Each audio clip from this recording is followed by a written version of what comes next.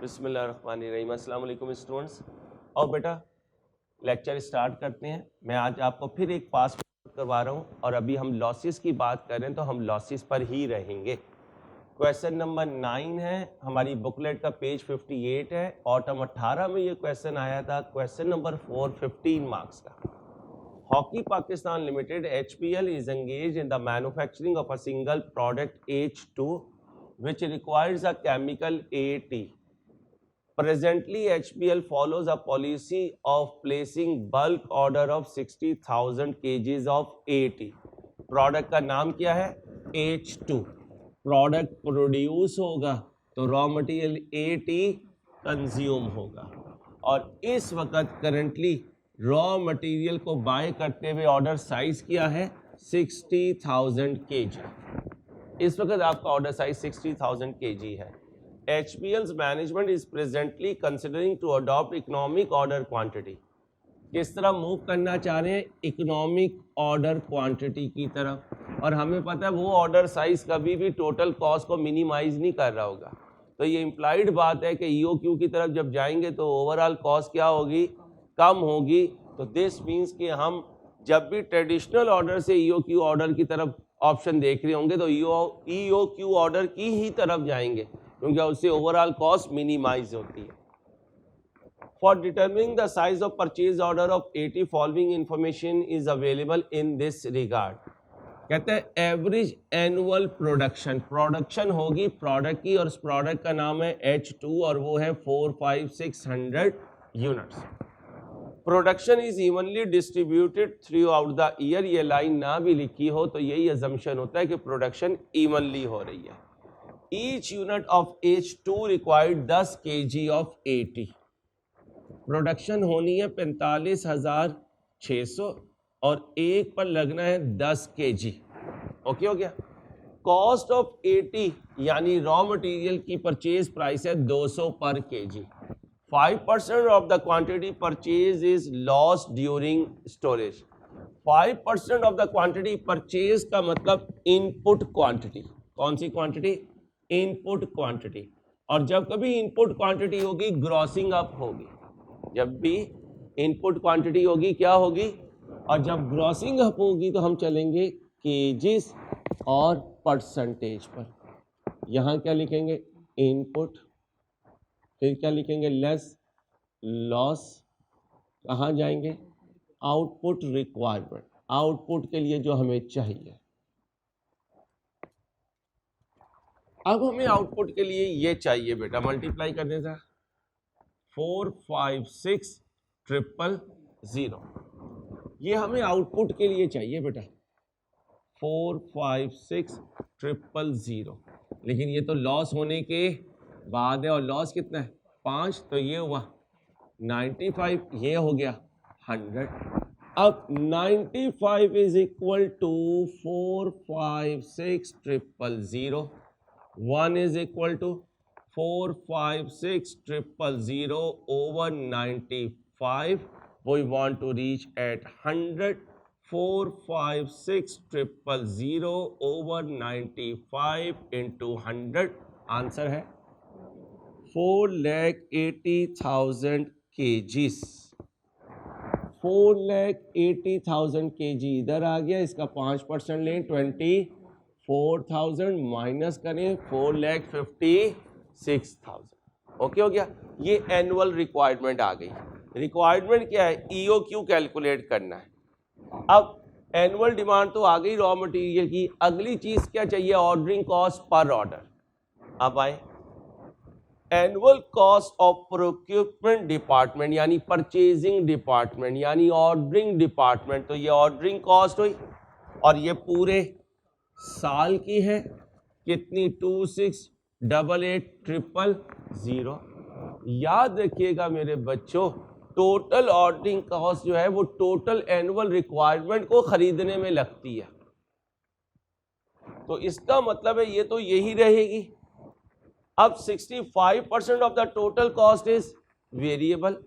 इस क्वांटिटी को खरीदते हुए वेरिएबल ऑर्डरिंग कॉस्ट, और हमने कहा था कि हमारे फार्मूले में से वेरिएबल ऑर्डरिंग कॉस्ट और वेरिएबल कैरिंग कॉस्ट कंसीडर होती है। फिक्स कॉस्ट इनकर होती है, लेकिन fix cost is a type of cost which remains constant in total with the change in level of activity. यानी यूनिट्स कम ज्यादा हो, फिक्स कॉस्ट पे कोई फर्क नहीं पड़ता। तो फिर इसका मतलब है कि हमारे फार्मूले में से वेरिएबल ऑर्डरिंग कॉस्ट कंसिडर होगी। तो जब हम ये कहते हैं टोटल ऑर्डरिंग कॉस्ट, तो हम वेरिएबल कॉस्ट की बात कर रहे होते हैं। अब टोटल वेरिएबल ऑर्डरिंग कॉस्ट, इसको वर्किंग वन कह दीजिए। अब मैं ऑर्डरिंग कॉस्ट पर ऑर्डर की तरफ रवा दवा हूं। Total variable ordering cost, total कितनी है भाई? 2688 इंटू 65%, बोलिए 17472। सही है मेरे भाई, देख लीजिएगा, देख लेना मेरी जान। अच्छा, अब आ जाओ, जब टोटल वेरिएबल ऑर्डरिंग कॉस्ट आ गई तो कह सकता हूं टोटल ऑर्डरिंग कॉस्ट तो बराबर होती है number of orders multiply by ordering cost per order. अब आप कहेंगे अंसारी साहब ये तो आपके पास आ गई 1747200, लेकिन ये भी अननोन है, ये भी अननोन है। लेकिन मुझे ऑर्डर साइज का पता है, मुझे एनुअल डिमांड का पता है। अब अगर एनुअल डिमांड को ऑर्डर साइज से डिवाइड कर दूं तो नंबर ऑफ ऑर्डर्स आ जाएंगे। एनुअल डिमांड को इस वक्त के ऑर्डर साइज से डिवाइड कर दूं तो क्या आ जाएंगे? Number of orders. देखिएगा नंबर ऑफ ऑर्डर्स का formula annual demand divided by order size. Annual demand ये देखें 4,80,000 और एक दफा में कितना मंगवा रहे हो? 60,000। कितने ऑर्डर प्लेस कर रहे हो? 8 ऑर्डर्स। कितने ऑर्डर्स? अब अगर बेटा ये 8 ऑर्डर्स इधर पुट कर दूं तो अब सिर्फ क्या अननोन रह गया? Ordering cost per order. अब आ जाए ordering cost per order is equal to, इसको लाके इससे डिवाइड कर दे 1747200 ओवर 8, 218,400 पर ऑर्डर। पर अभी भी मंजिल करीब नहीं आई। एनुअल डिमांड आ गई, ऑर्डरिंग कॉस्ट पर ऑर्डर आ गया। अब हमें चाहिए ईओक्यू के लिए carrying cost per KG per annum. आगे चलते हैं। 80 is stored in a third party warehouse at a cost of 6.2 per kg per month. कौन सी कॉस्ट है? Storage cost, holding cost, carrying cost. लेकिन ये तो पर केजी तो है, लेकिन ये तो पर मंथ है। नो प्रॉब्लम सर, 6.25 को 12 से मल्टीप्लाई कर दें, पर एनम चली जाएगी 75। अब देखें एक और होल्डिंग कॉस्ट जिसका नाम कॉस्ट ऑफ फाइनेंसिंग है। पूरी लिस्ट आपको पूरी लिस्ट आपको दी हुई है।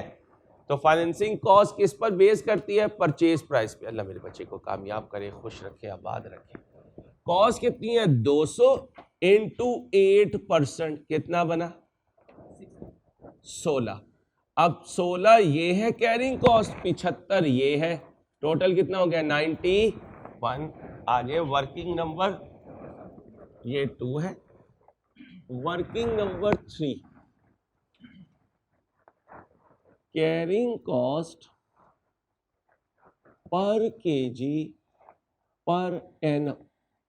आए जी, पहली फिगर कितनी थी? 6.25 इंटू 12 प्लस जी भाई 200 का 8%, क्या आंसर आया? 91 पर केजी पर एनम। अब मेरे बच्चों मुझे क्या चाहिए? इकोनॉमिक ऑर्डर क्वांटिटी, क्या चाहिए, economic order EOQ is equal to, formula बोले, 2 into annual demand raw material multiply by ordering cost per order divided by, बोलिए, carrying cost per kg per annum। आ जाए जी, 2 into annual demand 4,80,000, ordering cost per order 218,400 over carrying cost, answer 48,000 kgs। EOQ आ गया, कितने marks का था। अब आ जाए b part, supplier of AT has offered a discount of 5% quantity per order is increased to 5% discount दी है, क्वांटिटी पर ऑर्डर, यहां इफ कर दें, if quantity per order is increase to 1,20,000 kg, इसको याद रखिएगा, ठीक है, बुक पे लिख लीजिए। अब मेरे दोस्तों एडवाइस करना है कि ऑफर एक्सेप्ट करनी चाहिए या नहीं। यहां पर एक बात याद रखिएगा, एक है ट्रेडिशनल ऑर्डर साइज, एक है EOQ ऑर्डर साइज, एक है ऑफर ऑर्डर साइज। बच्चा एग्जाम में गलती कर जाता है, वो ट्रेडिशनल ऑर्डर साइज से इसको कंपेयर कर जाता है। मैंने अभी थोड़ी देर पहले बोला, ट्रेडिशनल ऑर्डर साइज से कभी टोटल कॉस्ट मिनिमम नहीं होगी। मिनिमम किससे होगी, तो लालच जब भी देगा EOQ से देगा। हाँ, अगर EOQ का जिक्र ना होता तो हम 60,000 वर्सेस 1,20,000 करते हैं। तो याद रखिएगा, ट्रेडिशनल और EOQ में से कौन जीतेगा, EOQ, हमेशा EOQ जीतेगा। फिर EOQ का मुकाबला होगा सप्लायर के ऑर्डर साइज से, जिसमें डिस्काउंट होगा। यहां कभी EOQ जीतेगा, कभी सप्लायर का जो ऑर्डर साइज है ऑफर वाला वो जीतेगा। तो फिर हम सप्लायर के 1,20,000 को किससे कंपेयर करेंगे, EOQ से। तो फिर सारी कैलकुलेशन वही जो रूटीन में कर रहे हैं, पहले करेंगे EOQ के और फिर करेंगे सप्लायर के ऑफर ऑर्डर साइज से। अब पहले EOQ पे आ जाए। नंबर ऑफ ऑर्डर्स गिवन है आपके पास, दोबारा जरूरत नहीं है। बोलें जी कितने हैं, 8। लिख देता हूं फार्मूला ताकि याद हो जाए, पेपर में लिखने की जरूरत नहीं है अगर पहले से वर्किंग में लिखा हुआ है। Annual demand divided by EOQ। Annual demand बताएं भाई, 4,80,000। अब ये 8 नहीं ले सकते आप ऑर्डर्स, ये तो जब है जब 60,000 का ट्रेडिशनल ऑर्डर साइज है। अब तो EOQ का ऑर्डर साइज है 48,000 का। बोलें जी, आंसर 10 ऑर्डर्स। अब आए total ordering cost. Total ordering cost formula बने, number of orders multiply by ordering cost per order. Number of orders बोले 10, ordering cost per order 218,400, multiply करें 218,400। अब आ जाए एवरेज स्टॉक, क्योंकि सेफ्टी स्टॉक नहीं है इसलिए हाफ ऑफ EOQ। EOQ बताएं, 48,000 डिवाइडेड बाय 2 कितना आया, 24,000 kgs। टोटल कैरिंग कॉस्ट बताएं, टोटल कैरिंग कॉस्ट फार्मूला बोले सब बच्चे, average stock multiply by carrying cost per kg per annum. Average stock बनाएं, 24,000 इंटू 91, आंसर दें 21,8 4,000, ये देखो इसके बराबर आएगा क्योंकि क्या नहीं है, सेफ्टी स्टॉक नहीं है। अब आ जाए total purchase cost, total purchase cost इस बराबर है annual demand multiply by carrying cost, sorry multiply by purchase cost per KG, purchase cost per KG. Annual demand कितनी है, 4,80,000, खरीदा है 200 का, मल्टीप्लाई कर दें 96,000, 96 मिलियन। अब कर लें टोटल कॉस्ट, ऑर्डरिंग कॉस्ट बताएं 2184,000 plus 96 million plus 2184,000, final answer 100,36,8,000। Okay हो गया। अब आ जाए, ये तो है EOQ से कैलकुलेशन। अब बताएं सप्लायर ऑफर ने कितनी आपको ऑर्डर साइज दिया है, 1,20,000 kg। अब फार्मूला दोबारा नहीं लिखूंगा, सिर्फ फिगर्स पुट करूंगा। एनुअल डिमांड बताएं 4,80,000, ठीक है भाई, और ऑर्डर साइज बताएं 1,20,000। नंबर ऑफ ऑर्डर्स बताएं 4 ऑर्डर्स, 4 ऑर्डर्स। अब टोटल कैरिंग कॉस्ट के लिए 4 ऑर्डर्स हैं और ordering cost per order 218,400। Final answer दें 873,600। इसके बाद आ गया एवरेज स्टॉक, ऑर्डर साइज है 1,20,000 का डिवाइडेड बाय 2, आंसर दीजिए जी 60,000 kgs। अब कैरिंग कॉस्ट जरा ध्यान से, अब कैरिंग कॉस्ट जरा ध्यान से भाई, जब सप्लायर की ऑफर आएगी तो कैरिंग कॉस्ट रिवाइज हो जाएगी। कैरिंग कॉस्ट पर केजी क्या हो जाएगी, क्यों रिवाइज हो जाएगी, क्योंकि इन दो में से एक परचेज प्राइस पर बेस कर रही है। हाँ ये वाली ऐसी ही आएगी, ये कैसी आएगी 6.25 इंटू 12, क्योंकि इसमें तो कोई चेंज नहीं आया। लेकिन अब प्राइस 200 नहीं है, प्राइस तो 200 में से कितनी कम हो जाएगी 5%, तो इसका 95%। अब ये जो इस प्राइस है इसका 8% लूंगा तो मेरे पास नई फाइनेंसिंग कॉस्ट आएगी। बोलिए भाई, एक दफा और चेक कर लें, गलती हो गई तो पता है ना। दफा कर लिया 15.2 पर केजी पर एनम। ओके हो गया। चले भाई 15.2 आ जाए जी, 60,000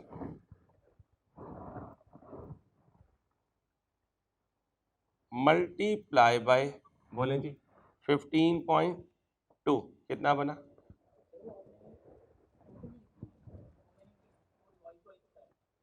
क्या, अच्छा बोलें जी 90.2 पर केजी पर एन। आई जी 90.2 पर केजी पर एनम, आंसर दीजिए 60,000। जरा देख लीजिएगा, तसल्ली कर लीजिएगा जी।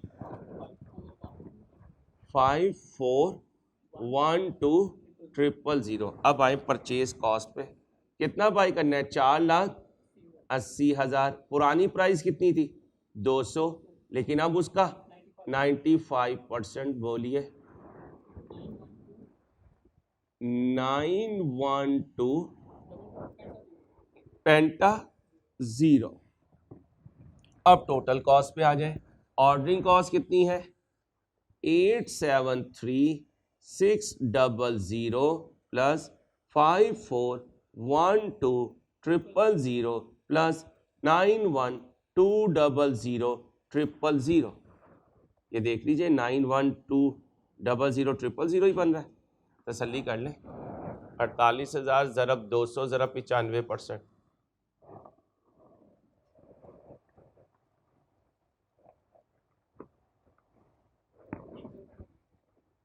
कितना आना है? नहीं, सही आना है, यही है। ये परचेज कॉस्ट आई थी, ये ऑर्डरिंग कॉस्ट है, इसमें परचेज कॉस्ट 91200000 और इसमें कैरिंग कॉस्ट 541200। टोटल कॉस्ट बताएं ध्यान से। 97,485,600। पहले कितनी थी? 100 मिलियन। पहले कितनी थी? 100 मिलियन। सेविंग हुई है जी, 10 मिलियन ही, 100 मिलियन थी, अब 97 मिलियन है। ठीक है, अब लिखें as there is a saving of, ये आंसर का पार्ट होता है बेटा, as there is a saving of rupee. जी भाई, ये फिगर कितनी है? 100, 368,000, ये है बेटा, माइनस 97,485,600। बोले भाई, सेविंग ऑफ रुपी, बोले, यहां लिख देते हैं rupee 288,24,00। There is a saving of rupee this, और ये फिगर यहाँ लिखें ताकि एग्जामिनर को पता हो कि आपने ये फिगर कैसे कैलकुलेट की है। As there is a saving of rupee this, so supplier offer should be accepted। लो बच्चों, इसी तरह करते रहेंगे इंशाल्लाह। कॉस हमारे हाथ में रहेगी, अल्लाह ने चाहा तो। अपना ख्याल रखिएगा, अल्लाह हाफिज।